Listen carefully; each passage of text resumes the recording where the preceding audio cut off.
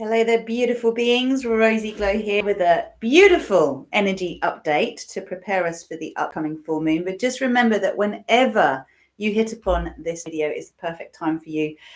I think it's so important for us to open to this idea of unconditional receiving and what it means and where our blocks with it might actually lie. So if you like the idea of it, but you're not really sure about how to access unconditional receiving and what shadow elements might also be involved in this, then stay tuned, because this is my first video since I turned 43. We're just after the Lionsgate portal, just after a new moon where we were surrendering to our higher self. And prior to that, we were activating our super conscious consciousness as superhumans. This was the last full moon in Aquarius, and upgrading the mainstream narrative. So if you actually consider this as a sequence of books, whenever you actually come across it, it's going to let you know where you are on your path and what fine-tuning is necessary. So if you're new to all of this, show your appreciation by opening up to grace. That's all you're doing when you subscribe to this channel.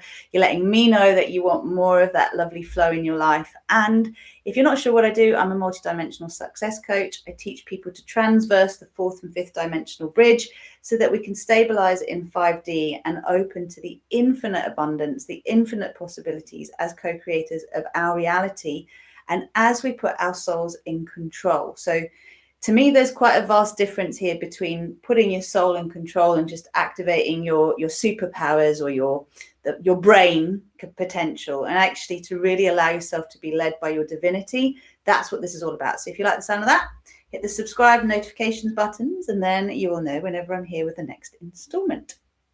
In the meantime, let's talk about opening up to unconditional receiving and what that actually means. So we had a very epic new moon, and I like to go forward just to kind of understand what we're actually working with energetically, because we've had some really, really high intensity energies coming through. I was personally flying high, both prior to the Lionsgate and also during the Lionsgate. And my birthday is the 12th of August. So just at the end of the Lionsgate is that day. And I was away in fairyland. Like, if there's one theme that I've kind of received this year, it's the theme of wings, of receiving my wings, of being willing to fly to new heights, to expand my wingspan. And I love the idea of symbolism in life. And the more you look for it, you actually find it. But also with flying to higher altitudes is the fear of coming crashing down, right? So this is what I wanted to talk about a little bit in this idea around unconditional receiving. Because to receive means to accept, right? It means to welcome what is coming your way. Now, that's great if you like the look of what's coming your way, but what if you don't? What if you open up to a conversation with someone and you end up having a really difficult conversation that maybe leads into an argument or a bad feeling? Like, unconditionally receiving that is harder to accept, right? So I wanted to help find a way through everything so that we can actually really trust putting our soul in control and understand a bit more about what it means to surrender to our higher self. Because this full moon is basically it's the second of 2 full moons in Aquarius. And for a while, since June 2020, the full moon's been coming before its counterpart new moon, whereas usually when we're in balance, the new moon precedes the full moon, and it's always the opposite signs. I'm not an astrologer, but I do have an interest in astrology. And you know, astrology is a 4th dimensional tool, just like many other things out there, like gene keys and also human design, numerology. You know, all of these tools are brilliant for helping us to expand our consciousness, to expand our mind, to start to connect the dots in a bigger way than the 3D fear matrix conditioning we have received from our time in the womb onwards. But they are just constructs that I see, and I don't want to offend anyone, but I'm just offering this as a way of looking at things, scaffolding to help us to expand into higher levels of consciousness, to help us to understand more about what we can't understand, which is that our soul is infinite. Our bodies are eternal. They're an ancient wisdom in our cells, but our souls are eternal and they are infinite, right? So how do you fathom that with this mind, which isn't even in here? This is just the computer that expands out to our field. And This is the point. Fathoming something that's so unfathomable can really twist your melons. And this is the journey from a system of needing to control things in order to feel safe into this unconditional receiving and allowing that allows us to trust that when we set an intention, everything that comes our way is there to help us to align more fully with that intention. So what is the intention we have? If you're part of my world, we have the intention of star peace, right? We're seeding the new earth narrative of at least 1,000 years of peace on earth, with the intention that if we like those 1,000 years, we can have 10,000 more, because we've definitely had a good 10,000 years or more of war, okay, of star wars, of struggle, of suffering. And we have to get bored of it before we're actually going to get something else. And in the world, at the moment, there is a lot of constriction, which is requiring basically a bursting of the dams, of the confinement we've had. We're expanding beyond it, and we're allowing ourselves to have a bigger picture that will allow us to start to be governed by our hearts rather than our intellect. And this is important because we have all bowed to the God of the intellect. And Aquarius energy is air energy, right? And if we're not careful, it can get very much down the world of AI, of being impersonal, of not having compassion, because it's more about the collective than it is about the individual. And one thing we're learning as we integrate our soul consciousness is it's not one or the other. It's not either or, it's and this and more. So we have our own individual needs and we have the collective needs, and we have our own individual stories and we have the collective story, and the two are working with each other. There's always this reflection going on. So the new moon was in Leo, the full moon's in Aquarius. You don't get more me, and look at me like than a Leo. But at the same time, you know, the ability to juxtapose that and then say, okay, what is it going to take for me to thrive in this collective? What do I need to receive in order to be the most expansive, joyful, graceful, and easy expression of myself? Many people talk about being your best self, right? And that's how I see it. So I'm inviting you to reflect on this, because the upgrade codes that we're being offered at the moment are to fully surrender to the part of us that already has what we want, which is our higher self.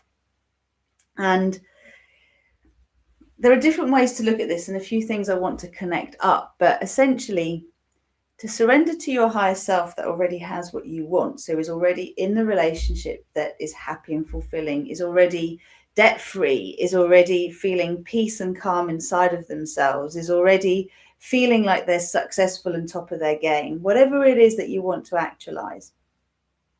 This version of ourselves is required to be surrendered to.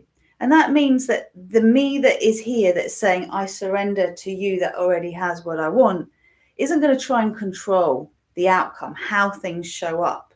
It's actually going to have an idea, an inspiration, a guiding light, something that is like the Holy Grail, that is an image that inspires, but is going to surrender that image to the other version that already has it and says, bring me this or something better. Now, you wouldn't believe how much people argue for their limitations. I've been one of those people, and every so often I get a client that will absolutely argue for their limitations. Things cannot be any other way other than the way they are. And you can offer one suggestion after another. I'm sure we've all got a family member or a friend like this as well, that it's just not possible, because in their world, it's just not possible. And you end up sort of needing to take that breath, that step back, and to go, well, it is a choice, and you might not know how, but you do have to choose that you want that and be prepared to do something differently. One small thing. And that might be just to open to suspending the disbelief that it can be possible. In our breath, in simple terms, we breathe in, we receive, we breathe out, we give, we release, right? Now there's something in between the in-breath and the out-breath, and that's the pause. There's a space of transition. So when we want things to change, we want to start to pay attention to that space of transition. Lots of us pride ourselves on being givers. We're generous with our time, our money, our love, our compassion. We don't like this idea of being given to, because we're scared of feeling in debt. This has been a huge thing for me, not wanting to end up in an energetic debt with someone or something on any level. Now, could this be misplaced responsibility based on past lifetimes? Sure. Could it be ancestral memories from our bloodline? Sure. There's lots of reasons why, but who gives a, right? Right now, it's about, all right, I want to receive more of what I want to experience in this world. How can I make that happen? And I've made some notes for you. There you go. Hello, those of you who are joining. So let's just go through this very quickly. So a way of really inviting the opening to receive unconditionally is to trust that what you are receiving is what you need to align better with what you actually say you want. How do we unconditionally receive? Well, we want to become aware of what is in the way of us receiving. And when we set an intention to unconditionally receive, we will then discover, because the resistance will show up first, what's in the way of receiving that. And it's the beliefs that things can't be different. It's the belief that we might end up in an energy debt. It's the belief that if we really surrender, we'll get something we don't really want, that we feel we should be grateful for. You know, I've definitely found with some of my coaching clients this idea that they really can't surrender to their higher selves because they might end up with something that they don't want. And I can't end up help thinking, well, why would the you that's really, really happy, already experiencing the things that you want to experience, give you something you don't want? How could you possibly be happy with that? And I feel like a big block to us unconditionally surrendering, which is how we release, we start to receive, we let go to receive, is the fact that for a long time we were told to bow down to an external authority, to a wrathful God, a judgmental God. And that external authority has gone from being a non-physical authority to a physical authority, the patriarchy, the system we live in, which is the police system, the governments, the institutions that basically punish us for being bad and, if we're lucky, reward us for being good. But with what? With material possessions that we then feel trapped by. And this is the shift from 3D to 4D, is opening up to what more there is beyond the physical examples of success, whatever we deem them as. They're usually material goods, right? The house, the rings, the bling, the car, the lifestyle. Well, when you have that, then what? And we start to seek something deeper because we realize that doesn't bring us the fulfillment that we desire. So we seek to know, to understand. We get into the trap of the infinite mind, which is insane. And that's the 4D world. But we need that world. It's the bridge into the soul, because we will only surrender to the soul when we realize that we could never know everything. There's so much to know that we might as well just surrender to the part of us that knows everything, tell that part of us what we actually want, and then let that part of us steer the sat-nav, steer the ship. That's the formula. If you haven't yet seen the energy update for the new moon, check it out. All of the codes for stabilizing in 5D are there. I wrote it all down. I gave you a whole load of steps to work with. So feel like this unconditional receiving requires an emptying of the cup. Okay. And that's very important. Like last video I made, I was so high vibe. I was like, rah! And today I've got a sore throat. I was meant to make this video yesterday, but I didn't have the energy. I've wanted to post at least 3 different social media posts, but you know, I've come back and like had loads of stuff to do and not really the energy to do it. So if I actually unconditionally receive at this point, I accept that in my true energy right now, I will be supported. There is no point in pushing the river. There is no point in forcing everything, because if I try and force things, they're not going to work well. And it is when you pull yourself up by the bootstraps and keep trying to forge forward at a time when actually you're better off stepping back, stopping, and allowing the things that need to fall to fall. Very different when you're in a life-threatening situation and you have to act in order to avoid true and impending danger. Most of the danger that we perceive is imagined. It's what ifs and possibilities that we ruminate in our mind again and again. This is where we have to be careful with Aquarian energy as well, because it's there in the air energy. And our brains can't tell the difference between what is real and what is imagined. So our physiology is constantly stressed with these imaginings. And then we say we can't visualize, but actually we're visualizing all the time because we're worrying. And that worry energy is creating more and more of what we don't want because that's what we're focused on. So one of my little blind spots was to do with the fact that we all have them, right? So we're bringing consciousness to our shadow. That my default for family members would be to worry about them. And I would find myself saying, oh, I'm so worried, I'm worried about them. And I thought, well, what would be the opposite of worry? It'd be excitement, right? I'm so excited for what's going to happen for them next. I have to change that language. It's up to me to see the path that I'm going down, whether it is actually something I want to energize. And if it isn't, to transmute it into something else. And that's the invitation with this unconditional receiving, because to unconditionally receive, you have to firstly release, you have to empty out. So for me right now, that means feeling like I need to rest more, do less. So then, although I've got a list this long, the opportunity is, well, what do I really have to do from that list? Why don't I leave the other stuff till I've got the energy to do it? And why don't I give myself permission not to do it all? It's a choice, right? But I could sit here and convince you of all the reasons why I have to do them all now. And if I don't do them now, then this. And it's all bullshit, my friends. It's a story we tell ourselves to stay in that hamster wheel, going round and round and round. So we can hear all the excuses in the world, but it is a choice. I'm choosing to unconditionally receive. Therefore, I'm choosing to release my resistance to receiving. And when you do that, you'll start to see what that resistance is. So being open is part of unconditionally receiving. And remember, the biggest block to unconditional receiving is the fear of what we're actually going to receive. That's the shadow. We're scared that if we go, fine, I want to receive. I want to receive with grace and ease. There's still a bit of us going, no, you don't. What if you receive a load of problems? What if you receive bad news? What if you receive this? What if you receive that? Right? The scaremongerer. Now, that scaremongerer is just trying to protect you, but they are not the part of you that you want driving your car. They're not the you that has what you want. They're the you that has what you don't want, that keeps trying to get you to avoid having more of what you don't want. But they don't realize that the fact that they're focusing on what they don't want all the time and trying to prevent you having more of it, that they're creating more of it. This is a huge breakthrough for anyone who watches this video. How do you do that? Where do you do that in your life? And what could you do instead?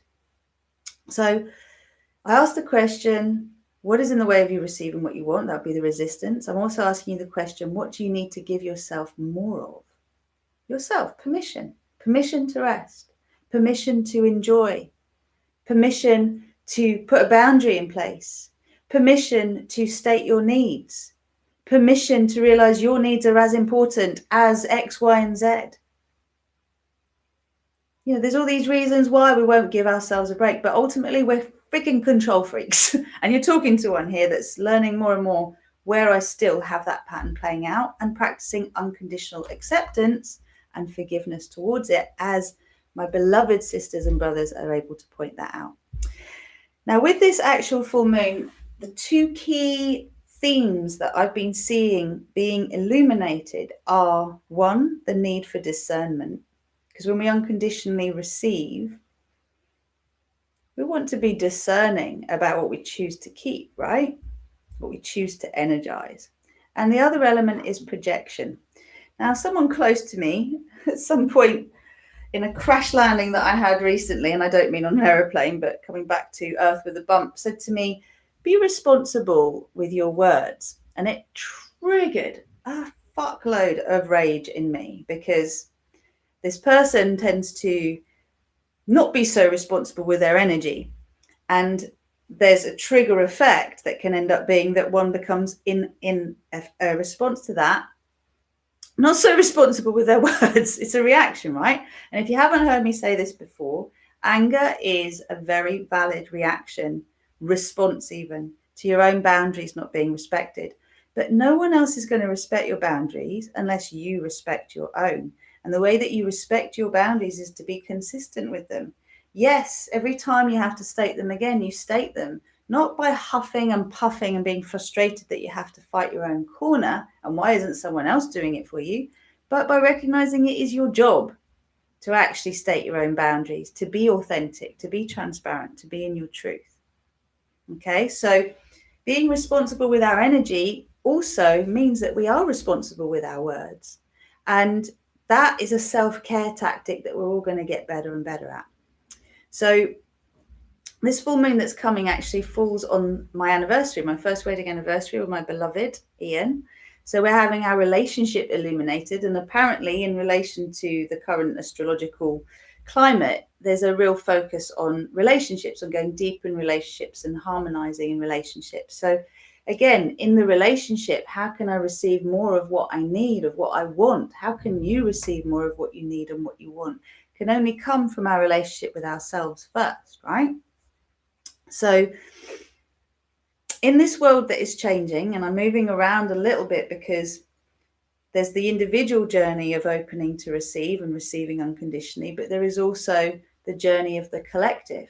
And the fact that at the moment receiving unconditionally in a way would mean giving in to a whole load of tyranny that is being put forward as for our own good and our own safety. And again, I ain't getting into the details. You can read between the lines in terms of what I'm saying. So discernment is essential so that we can see through the facade, okay, of the way things are portrayed and the way they really are behind the scenes. And that's why transparency and accountability are essential, because we will put a shot front up. But is the back the same? Am I the same being that presents myself here in front of the camera? You know, is there a big difference between the me off camera and the me that's on camera? I bloody well hope not, because I swear whether I'm on camera or not. And being authentic with our emotions is really important. Maybe I'm able to be less reactive on camera because I know I'm on camera, right? But ultimately, I would hope that my integrity means that I am the same being that shows up whether I'm on or off. And this is the thing, is what do we hide from the world? Yeah, what don't we want the world to see? There's a difference between like not flaunting something and actually like actively trying to suppress something coming out, right? You can't suppress your authentic truth. It's going to come out anyway. I'll give you an example of the fact that I was without any Wi-Fi over the weekend, so I ended up seeing some terrestrial TV. And I saw this advert that I thought was amazing. And it was these children, and it was about climate change. And it was like this whole sense of talking to the camera and saying, well, what are you going to do about it? And it was talking to the adults. It's like, what are you going to do about the world that you are basically creating for us to step into? And I thought, this is pretty damn good. I like this. Wow, TV is really changing. There's more consciousness. Oh, look, that laundry detergent company is now only putting in non-toxic bits in their laundry detergent. How nice. And then I looked at who was behind the climate change children video and saw that it was a huge company that most of us purchase off, whether we like it or not, that, you know, shares the same name as a particular rainforest, right? And again, I'm going to be careful about what I say. And I'm thinking, what the fuck? That's one of the worst companies. Oh, they're now changing their tune, are they? They're showing that they care. Well, isn't that lovely? But ultimately, they're one of the big companies that is part of this globalization tactic where we're getting rid of the small traders, we're getting rid of the local, all of the stuff that's important that helps us to network in smaller communities. I'm going, this is insane. So woke and awakened, two different things, and I'm intending to do a video on that as well. Yes, we accept there's stuff going on in this world, and we need to put the environment, we need to put humanity, we need to put ourselves first over profit, over all sorts of other things that have been more important till now. But the way I'm looking at this world, I'm going, why is there still a choice between toxic and non-toxic? There shouldn't be a choice. All right? Non-toxic is the only choice. The toxic needs to be behind bars, the way guns should be, with a license, because they're not things that we should have easy access to. Why am I getting on my high horse about this? Well, because we need to have bullshit barriers and fuck off fences, okay? We need to see through the facade of what's being put forward. We need to be discerning, to unconditionally receive our soul consciousness, our soul truth, and to act from our higher selves. We need to understand what we were taught a long time ago, that not everybody has pure heart and pure intention. Okay, it can look like there is the well-meaning on the surface, but actually the roots are rotten. And we do need to be able to hold everyone accountable and shine our light so brightly that we say, here's the new remit, here's the new game, the new narrative is this. We don't hurt ourselves, we don't hurt each other, we don't hurt the environment. Or we love ourselves, we love each other, we love our environment. Those things go before everything else. That's the top checklist. So the board of governors, the CEOs, all the people that need to get used to the fact that their profit margins are going to be relating to that the competition is now who can be the least impacting of the environment, who can have the best human rights record, who can care about the animals most, who can, leave the least footprint. In truth, they're going to be the winners of the new earth, right? They're going to be the ones that are seeding the new earth. And this is what we are setting in motion. So this full moon energy, the energy healing and the upgrade that is being offered, the codes that are being offered are to learn to trust, to let go, are to allow the emptying of the cup, are to be willing to drop that friggin' story that keeps you here. Because that's not surrendering to your higher self. And that's not activating your superconscious, your superhuman self. That's just pretending to. That's thinking you are, but being in control. You can't take your old ways into the new world. You just need to be willing to release them. So a couple of other keynotes in terms of things I've read, and I've put a link already in the text box, which is a lady called Molly. Someone recently just sent me a link, and she's talking about the astrology of this time, and I thought it was very interesting. But she said, this Aquarian full moon is about setting you free. And as I said, I've been feeling quite flat and actually really quite angry. So I've got this projection occur to me, and then I saw another projection in the collective, and then I projected onto my husband. I was like, oh, here's projection. And I'm like, well, what do I need? What am I not listening to? I thought, oh, yeah, I'm trying to keep everyone else happy here. I'm not owning my truth. I'm tired. What do I want? What do I need? Let me own that, and then I can show up authentically. So that I wrote down as, what do we want to be set free from? And for me, it's the belief that there are unacceptable emotions, right? That some part of me is allowed and another part of me isn't. So what do you need to be set free from? Like, what do you need to set yourself free from? Impossible expectations, lists so long they depress you, right? We're here to enjoy life. She also mentioned opening up to beyond your wildest dreams, and the idea that this moon actually brings a lot of benevolent support for us to be able to step into unimaginable horizons now, to allow it to be easy for us to get really on track with our soul mission. Like, we each have one piece of the puzzle, right? There's a harmonic resonance with our soul energy. And it is time now, literally, to graduate and take flight, to take the lessons on board, that we can't control the new narrative, all right? We can set our intention of what we actually want, to love ourselves, love each other, love the planet, that these three things are at the forefront of the new earth paradigm. But we don't try and control the details of how that happens. We've set it in motion. We know that's what we will all agree to as a collective. And if you do, please say yes in the comments. And as a result of that, what will come to be is the alignment with it. So allowing everything to align means part of it will look uglier, messier before it calms down. That doesn't mean you buy into the messiness. It means you trust that if you want to create a beautiful space, you're likely going to have to make it messier first to pull out all the things you don't need before the space is going to look the way you want it to. That is what our planet is doing at the moment. Let's not get in our heads about everything. Let's drop into our hearts. Let's accept there is a difference between the greater good and the highest good. And at no point are we emotionally manipulated or psychologically manipulated or gaslighted into choices that are for the highest good. Bear that in mind, because there has been a lot of that going on in the collective. And I think that's more or less what I've got to say. So I would like to invite you, hey Nick, and hey Dawn. If you want to join me for the upgrade and the energy healing, this is an inner circle invitation. I've put the link in the text box. It's going to be on Friday at 8 p.m. and that is 3 p.m. EST. And I believe it's at 7 or 8 a.m. Pacific Standard Time, but it's in the links below. No, it's midday. Sorry, midday. This is like when you get to come in to ozyGlow and you will meet my coaching students and you will also meet my graduates. We've got 3 graduates who have just been such a dream. One of them is here at the moment to work with. And it's been such a joy to see them transverse out of being in 4D into their 5D consciousness and really grasping what that means.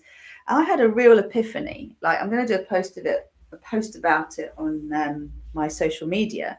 But basically, I went down the road the other day with my secateurs in hand to go and basically clear a pathway down to the little beach that is just across the road from me, because there's always brambles and stinging nettles. It's a bit of a mission to get down there. So I got them out, went ahead, and the path was already cleared. Like, in all of this summer, it hasn't been cleared once, but there was a nice wide path. I was like, wow. I thought I'd come into this world to clear the pathway, and that's the 4th dimension. That's the warriors who are bringing down the old world. But I know I'm too sensitive a soul for that. I'm here to co-create the new world. The path is clear. We now need to walk it. We need to learn how to live in the new reality with the expectation of things going well. That's what I'm sharing with you in the multidimensional yoga, in the new moon co-creation meditations, in the full moon energy healings and upgrades. That's what I'm sharing with you in the Fearless, Loved Up and Free to Be Me group coaching program and the one-to-one work through the super conscious co-creating method. Through all the work we do in ozyGlow, this is the remit. It's learn to live as your highest self, learn to put your soul in control, learn how to have humor about this human experience. And I'm going to leave you with one quote. This is powerful, and it came from a sisterhood. Who you really are is non-physical energy focused in a physical body, knowing full well that all is well and always has been and always will be. You are here to experience the supreme pleasure of concluding new desires and then of bringing yourself into vibrational alignment with the new desire that you've concluded for the purpose of taking thought beyond that which it has been before. So what happens when you get what you want? You've then left in a little bit of a void and you go, what do I want next? And then what do I want? You know, I never thought I was going to get to the point that I would be in a sacred union relationship with someone that I really loved and who really loved me. I never thought I'd live in a mortgage-free house. I didn't know how it was going to happen. I wanted it, but I didn't know how, right? I never thought I'd have a 22K week, but there you go. You know, these things seem so impossible. So now if I say to myself, I am a millionairess and I'm co-creating phenomenal wealth and I can easily co-create 12 million pounds. 10 years ago, like, you are having a joke, sister. Now I'm like, yeah, it's totally doable. How am I going to find the most graceful and easy way to do that? Or what is the most graceful and easy way for me to receive this unconditionally? And ultimately, once you get to 12, 24, why do you want it? You know, it's so important for us to have an idea of why we want things. And it is for the enjoyment of co-creating something and experience its fulfillment. But everything is a cycle, right? You give birth to an idea, or you conceive an idea, you gestate it, you birth it, you nurture it, and then something else comes up. Ego deaths are when you allow stages of your life to come to a close. Once upon a time, I was a very well-known yoga teacher in the Croydon area. I was the pregnancy yoga teacher. You know, everyone came to Rosie and enjoy yoga. Who knows about that anymore, right? It's letting stuff go to make space for the new you. So in unconditional receiving, there is an unconditional releasing that must happen.